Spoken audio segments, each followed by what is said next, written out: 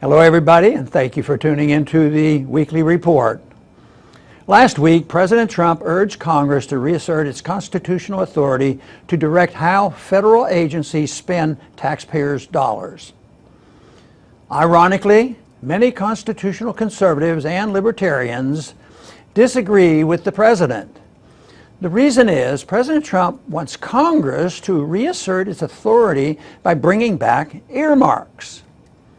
Earmarks are line items in spending bills directing federal agencies to spend federal funds on specific projects in a representative or senator's district or state. Congress ended the practice of earmarks several years ago after a public outcry fueled by a widespread misunderstanding of the issue. Earmarks are added to spending bills after the spending levels have been determined. Therefore, earmarks do not increase federal spending. What earmarks do is limit the federal bureaucrats' ability to decide how to spend taxpayers' money. When I served in Congress, I was amazed when self-proclaimed constitutionalists complained about how earmarks prevented funding of federal bureaucrats' priorities.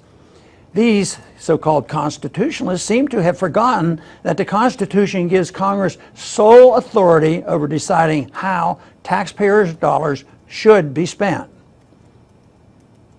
My support for earmarks in Congress did not add one penny to the spending in the bills. I believe that some of the tax money sent to Washington should actually make it back to congressional districts rather than remain in the hands of Washington bureaucrats. In the end, I always voted against final passage of the bloated spending bills. Some call earmarks a gateway drug to big spending. They point to how congressional leadership denied earmarks to members unless the members voted for big spending and other anti-liberty legislation. It is true that congressional leadership used earmarks to reward and punish members. During my years in Congress, earmarks for my district were stripped from the bills in an unsuccessful attempt to make me stop voting against unconstitutional legislation.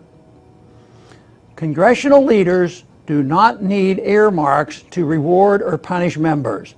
They can, for example, deny plum committee assignments to those who refuse to toe the party line or discourage donors from supporting them.